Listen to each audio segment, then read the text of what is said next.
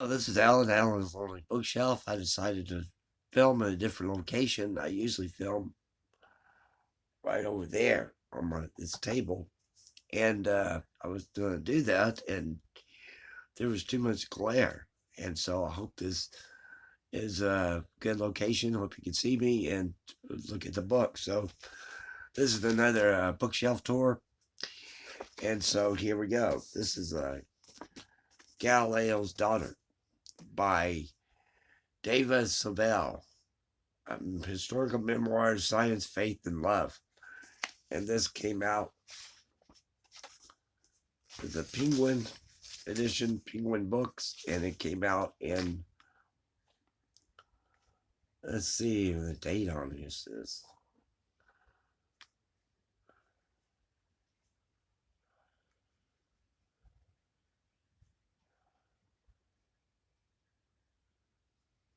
And I haven't read this one yet, so. And there's the paper right here that tells you about the story. And I'll just take this out. You have the surviving letters of Galileo's daughter, clustered none. David Sobel has written a biography unlike the man Albert Einstein called the father of modern physics, indeed, of modern science altogether. So this is the story that was written by his daughter. So it should be an interesting read. I haven't.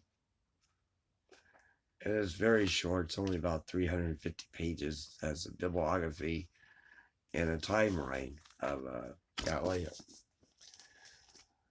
The next book is the John Mortimer's The Best of Rumpole. Haven't read this one either. There are a lot of people that have read this John Mortimer books, and he's written a lot. This is by Viking. And see the date on 1993. It was a copyright. The next book is called The Last Days of Night by Graham Moore. And this book takes place in New York in 1888. Thomas Edison's won the race to the prize to the patent office and suing his rival towards Westinghouse for the unheard of sum of $1 billion. To defend himself, Westinghouse makes a surprising choice. His attorney, he hires a young, untested 26-year-old, fresh out of Columbia Law School named Paul Caroth. And the task facing Caroth is daunting. Edison is a wildly dangerous opponent with vast resources at his disposal, including the backing of J.P. Morgan himself. Yet Caroth shares with his famous opponent compulsion to win at all costs, obsession, pursuit of victory. Paul crosses paths with Nikolai Tesla, another brilliant investor, may hold the key to defeating Edison. So this book was published by Random House, and it came out in. So you have an historical fiction going on here, and it came out in 2016.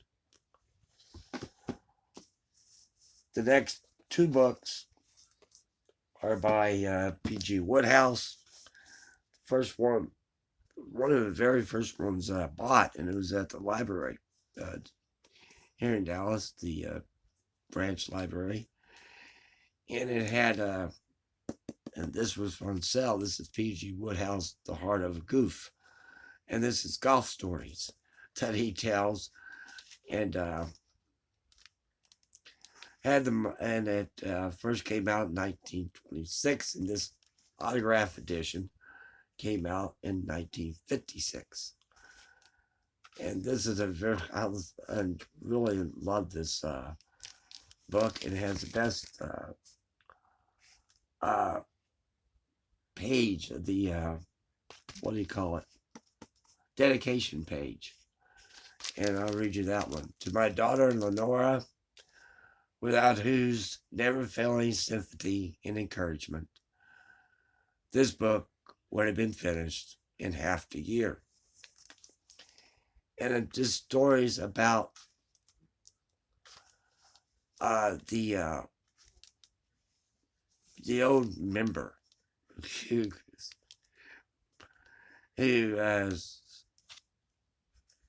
gets some guy who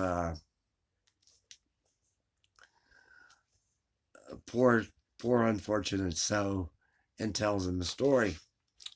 And there's like nine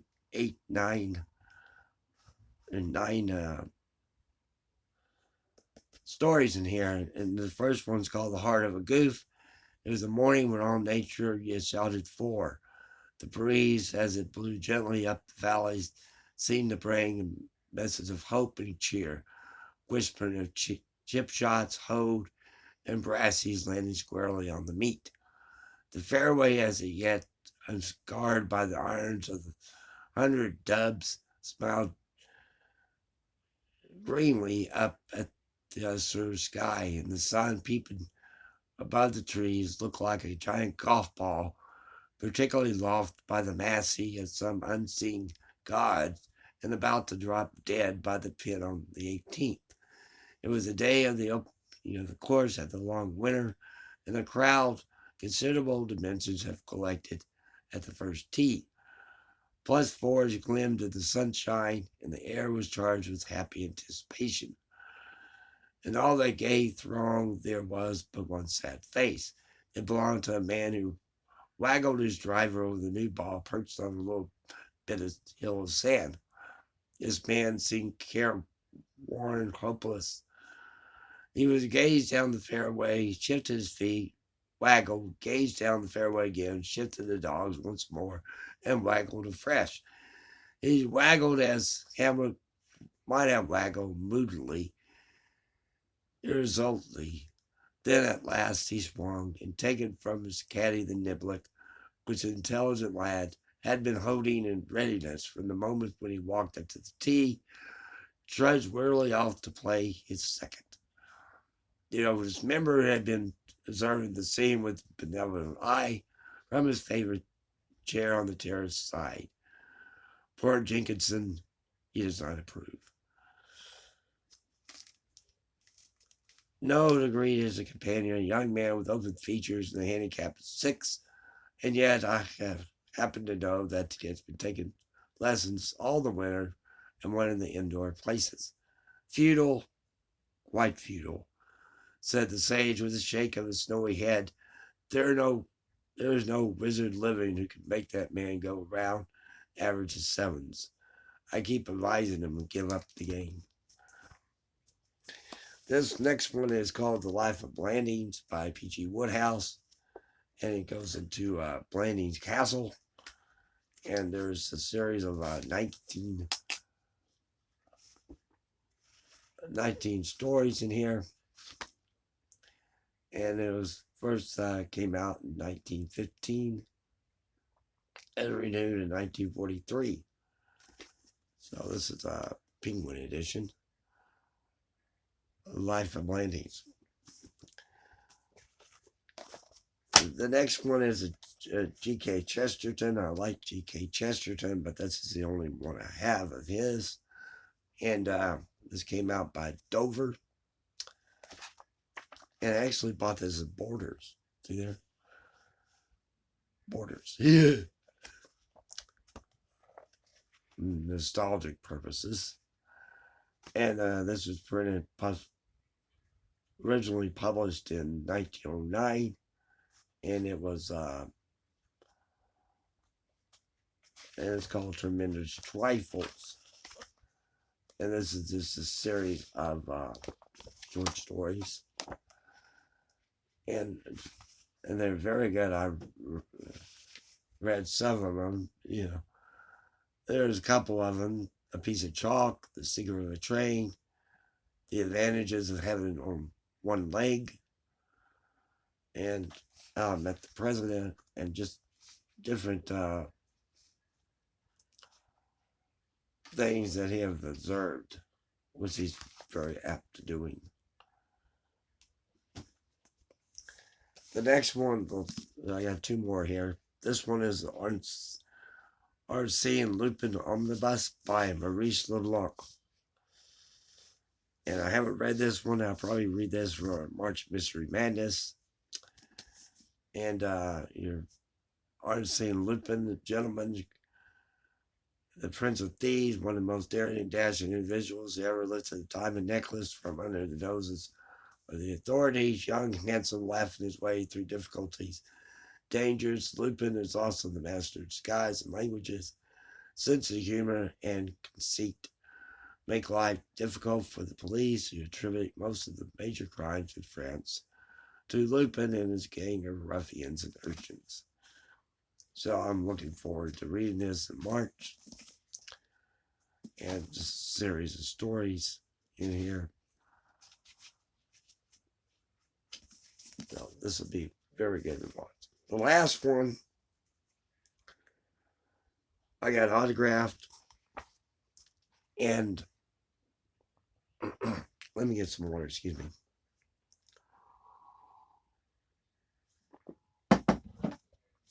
I was autographed, and this gentleman, the author of this book, came to the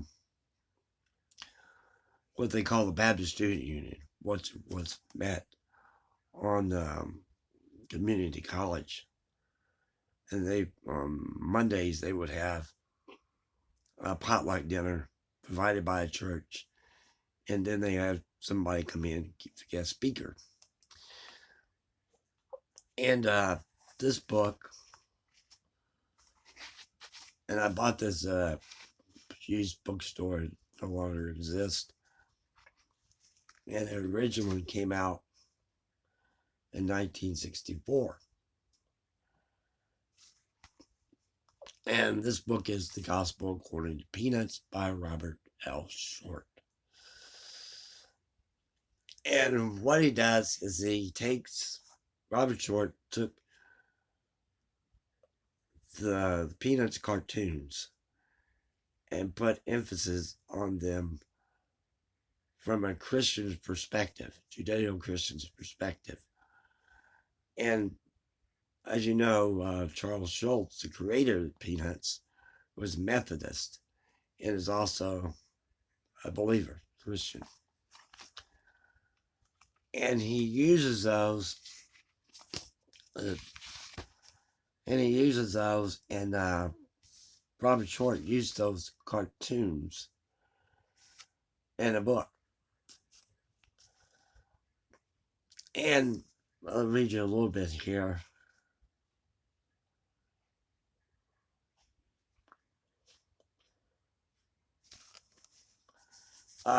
Change your mind, Charlie Brown plays over and over in a similar scene with similar results.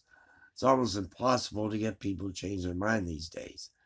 More than any other modern thinker, Soren Kierkegaard saw and wrestled with the problem of communication, the Christian message. He finally advocated a strategy of indirect communication, in which one does not begin thus: I am a Christian. You are not a Christian. Nor does one begin thus: it is Christianity I'm proclaiming, and you are living in purely atheistic categories. No, one begins thus: let us talk about aesthetics. Deception consists in the fact that one talks thus merely to get to the religious theme. But why deception? Because if one is to lift up the whole age, one must truly know it. That is why those ministers of Christianity who have begun at once with orthodoxy have so little effect, and only on few. One must begin with paganism. If one begins immediately with Christianity, then they say there's nothing for us, then immediately on their guard. And of course, on their guard, indeed. And it is a little, and he uses this Peanuts cartoon, where Linus goes up to Lucy and says, do you ever pray, Lucy? And Lucy said, That's kind of a personal question, isn't it? Are you trying to start an argument?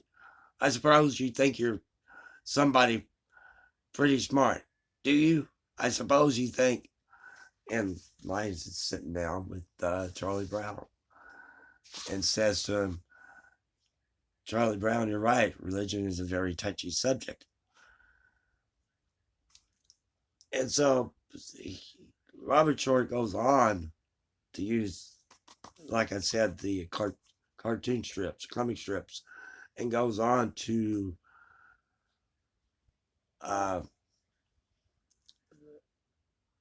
talk about Christianity and about people, basically. And, of course, somebody might have scruples about Kierkegaard's notion of deceiving a person into the truth or being with paganism is equally blasphemous. But the person with such objections should have his or her attention called to the exceptions St. Paul was going to use in order that he might win the more. And this is from 1 Corinthians 9, 20, 22. The Jews I became as a Jew in order to win Jews. To those under the law I became as one under the law, though not by myself under the law, that I might win those under the law. To those outside the law I became as one outside the law. To the weak I became weak, that I might win the weak. I have become all things to all men, that I might by all means say so.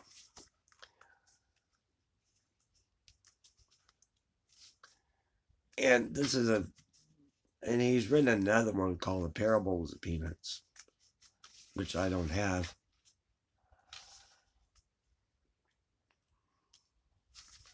And there's one, this one right here. See the cartoon? It starts up here with Linus building this massive sand castles. And then it starts to rain. And it rains and there's a thunderstorm. Exactly. And Linus says, there's a lesson to be learned here somewhere, but I don't know what it is. And the illustration is basically to illustrate how carefully the parables of Peanuts can parallel the parables in the New Testament. Its lessons suggested in ways that suggest those lessons in an indirect method. The following cartoon is coupled with the Christ parable of the house on the rock and the house on the sand. Everyone who hears these words of mine and does them will be like a wise man who built his house upon a rock. And the rain fell, and the floods came, and the winds blew and beat upon that house, but it did not fall, because it had been founded on the rock. And everyone who hears these words of mine and does not do them will be like a foolish man who built his house upon the sand, and the rain fell, and the floods came, and the winds blew and beat against that house, and it fell, and great was the fall of it. So I really enjoyed this book.